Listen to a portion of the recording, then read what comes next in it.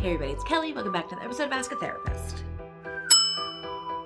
Today I want to talk to you about two different types of dissociation, which is depersonalization and derealization. Both of these are things that come up a lot. I cannot explain to you the uptick in the use of the term dissociation that I hear regularly. I love the fact that people are starting to understand therapeutic terms and apply them to their lives, but I want to encourage people that while we talk about dissociation, there's lots of different types. This is just one branch of the dissociation tree. If this is great for you, we will go ahead and do more videos. Drop a comment below. First, I need you to understand the function of dissociation. Dissociating is the act of no longer being connected to either your body, your senses, or your environment. There's a lot of different reasons that people do that, but by and large, it is in response to a perceived threat.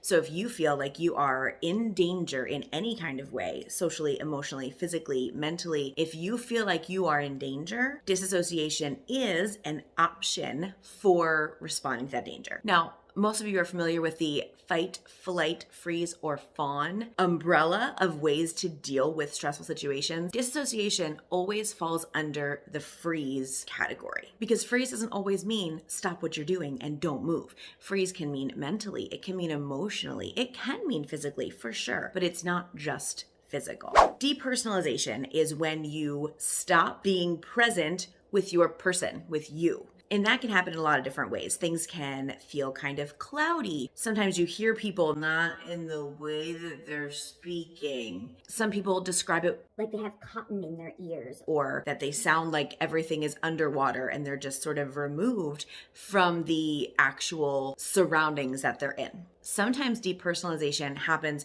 when you're looking back at an event. If someone asks you, how did you feel about that? And your response is, it felt da da da da da da. When you use the word it, when you've been asked a personal question about you, you are then taking the situation or taking the emotion and depersonalizing it by removing that emotion from you and making its own entity without specificity. So it's this sort of nebulous it somewhere, which prevents you from feeling the depth of the emotion. So sometimes it's a very appropriate protective technique, and sometimes it's because we just haven't processed the fact that this situation has actually impacted us that deeply. So the function of depersonalizing is pretty clear, right? It's to remove emotionally your personhood from the situation that you're talking about or that you're currently in. It's important to remember that it could be a perceived threat. It could be something that connects you to a threat in your past that you remember. It can be as simple as turning a certain way,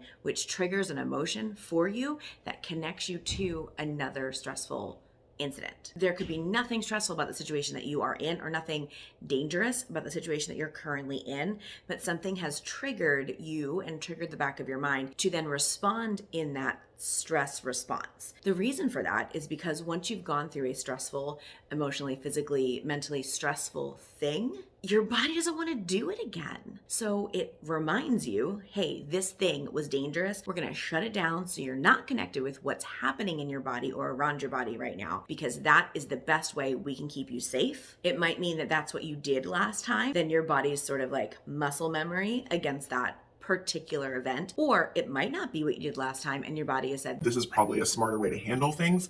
We're going to do that. So that's the function of depersonalization. Let's talk about derealization real quick. The derealization part it's one that is hard to understand unless you know you've been there or unless you're in the moment. It feels like everything around you is fake. It feels like you're on a movie set or on a TV set. It feels like people are watching you and observing and just really keyed into who you are. Or it's been described by people that everything around you feels like it's made of cardboard or wax and nothing feels actually real. It's like you're in your life and you're in your moment, but it's completely fake. It's an effort on your body's part to remove you from the situation, because if you're not fully present, then you are not fully feeling whatever it is that you started feeling that triggered the dissociation. So now, knowing all of that, what's the point here? I think it's really important for us to understand there's a difference between, say, daydreaming and disassociating, right? If things are stressful or you want to break or you want to think about something else, daydreaming or thinking about something else is not necessarily disassociating. And disassociating is typically not a conscious act. your body or your mind has decided that whatever is happening around you is not something that you can handle right now. And so it stores it, it puts you in the freeze mode so that no matter what is happening, real or perceived danger, you will not be as impacted by it as you would be if you were fully there emotionally, physically, mentally. The problematic thing that I see so much right now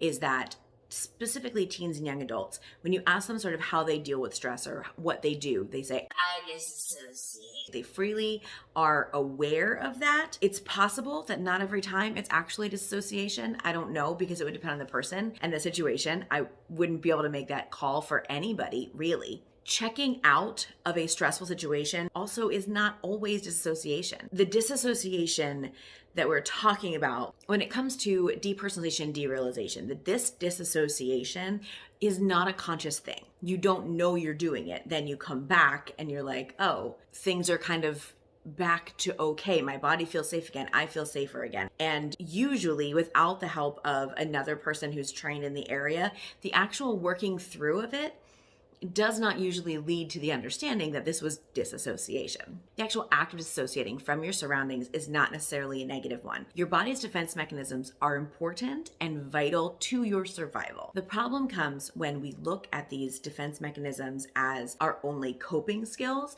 because they're not conscious. A coping skill is a conscious thing that you start to do in order to realign your emotions and your feelings with your reality. And so disassociation, therefore, can't really be a coping skill. Here's the thing about dissociation. There are people out there who will describe dissociation as a coping skill, and it's not that it's not a coping skill, but I think it's really important that we differentiate between coping skills, which are things that we purposefully employ in order to help us get through a situation and manage our emotions a little bit better, and a body's natural reaction to something. I do think it's important to specify, too, that there is no reason to be embarrassed or feel shameful in any way about dissociation. It is an instinctual thing that our body does to protect us. Our bodies want us safe and they want us to be cared for, and they don't always perceive what's happening well because we carry everything that's ever happened to us with us all of the time. And so without the ability to put that into the right perspective, our bodies respond in a way that keeps us safe first and foremost. So it's not that dissociation is not a coping skill. It's that it is not your best option for health and well-being and being able to get the most out of the times that you have. So I'm going to introduce 2 coping skills that you can use that, when used with intentionality, can help you to sort of check in with your body and help you to get either back on the path of being conscious and being present in what you're doing, or stop the dissociation before it starts if you use it correctly and if you use it regularly. I'd love for you to do them with me while we're here. Okay, so you're going to sit up in whatever chair or wherever you are, and I want you to plant your feet on the floor. No, for real, go ahead. Put your feet on the floor. Okay, your feet on the floor. I like to put my hands on my knees. You don't have to. Put your hands just put your hands in a comfortable position. I like to put my palms on my knees. And I start with my toes, and I feel my toes. Not like feel your toes, but feel the way my foot is on the ground, and just notice how my foot is on the ground, because the ground is real. No matter what other things my head is handing me, the ground, I know, is real. So my feet are on the ground. I notice that on my left leg, my foot is turned out a little bit more. So let me fix that so they're flat. Okay. And then I feel through my calves. Am I tense anywhere? Are my calves tense? Do my knees hurt? Moving up through the thigh, making sure that your muscles are relaxed but strong, and sort of moving all the way up your body, making sure that your muscles are relaxed. They're not tensed. You're not ready to bolt. And move it all the way up through your head, and then breathe in, 2, 3, 4, and out, 2, 3, 4. In, 2, 3, 4, out, 2, 3, 4. Doing this exercise helps to ground you in where you are in the moment. Depersonalization and derealization, dissociation as a whole, is about escaping the moment. And if you can catch yourself either in it or prior to it, or even right after, in order to get yourself back to being grounded again, try this. Just sit quietly, listen to your breath, listen to your body, and feel where the tension is, and relax that tension piece by piece as you go up through your body. Number 2 can be done anywhere that you are. It's basically a color matching game. What color is your shirt? My shirt is white.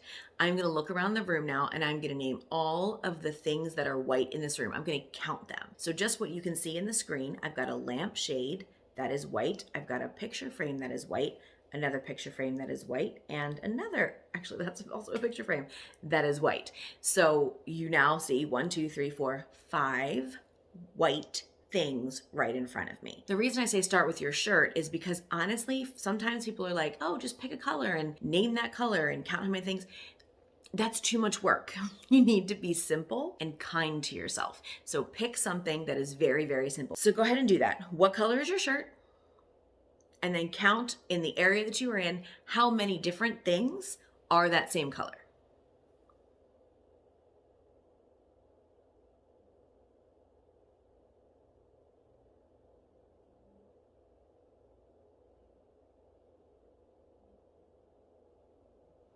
Nice.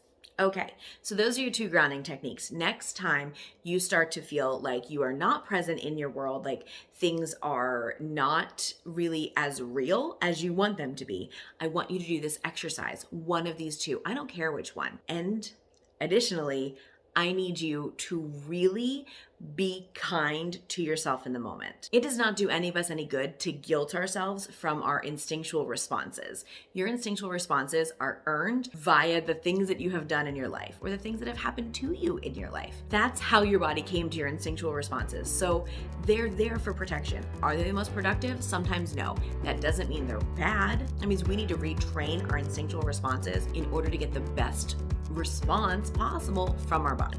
That's it for today. Thank you so much for being here. I will catch you next time. And until then, take care of yourselves and each other.